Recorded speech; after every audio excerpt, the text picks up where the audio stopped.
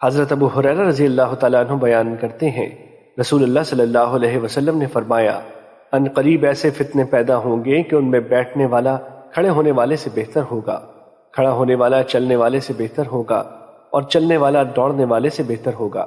جس نے ان کی طرف جھانک کر دیکھا تو وہ اسے بھی اپنی لپیٹ میں لے لیں گے۔ جو شخص کوئی پناہ گاہ یا بچاؤ کی جگہ پائے تو وہ وہاں پناہ حاصل کر لے۔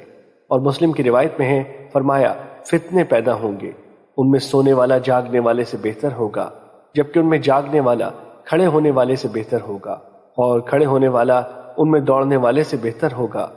جو شخص کوئی پناہ گاہ یا بچاؤ کی جگہ پائے تو وہ وہاں پناہ حاصل کر لے۔ مشکات المصابیح حدیث نمبر 5384۔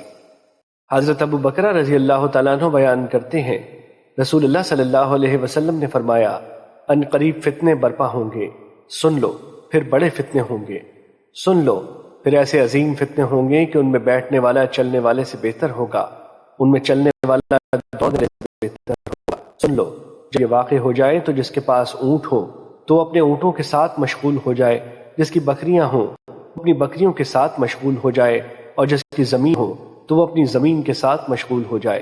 ایک آدمی نے عرض کیا، اللہ کے رسول، بتائیں کہ جس شخص کے پاس اونٹ ہو نہ بکریاں اور نہ ہی زمین تو وہ کیا کرے؟ فرمایا، وہ اپنی تلوار کا قصد کرے اور اسے پتھر پر مار کر کند کر دے، اس کی تیزی ختم کر دے، پھر اگر استطاعت ہو وہاں سے بھاگ نکلے کہ فتنے اسے اپنی لپیٹ میں نہ لے لے، تاکہ وہ بچ سکے۔ اے اللہ، کیا میں نے پیغام الہی پہنچا دیا؟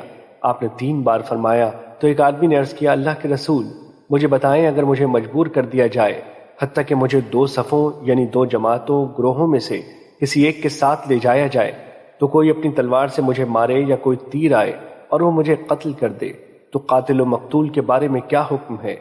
آپ نے فرمایا، وہ قاتل اپنے اور تمہارے گناہ کا بوجھ لے کر واپس آئے گا اور وہ جہنمی ہوگا۔ مشکات المصابیح حدیث نمبر 5385۔ حضرت ابو سعید رضی اللہ تعالیٰ عنہ بیان کرتے ہیں، رسول اللہ صلی اللہ علیہ وسلم نے فرمایا، قریب ہے کہ مسلمان کا بہترین مال بکریاں ہوں، وہ فتنوں سے اپنے دین کی حفاظت کے لیے ان بکریوں کو لے کر پہاڑوں کی چوٹیوں اور بارش برسنے کی جگہوں پر بھاگ جائے۔ مشکات المصابیح حدیث نمبر 5386۔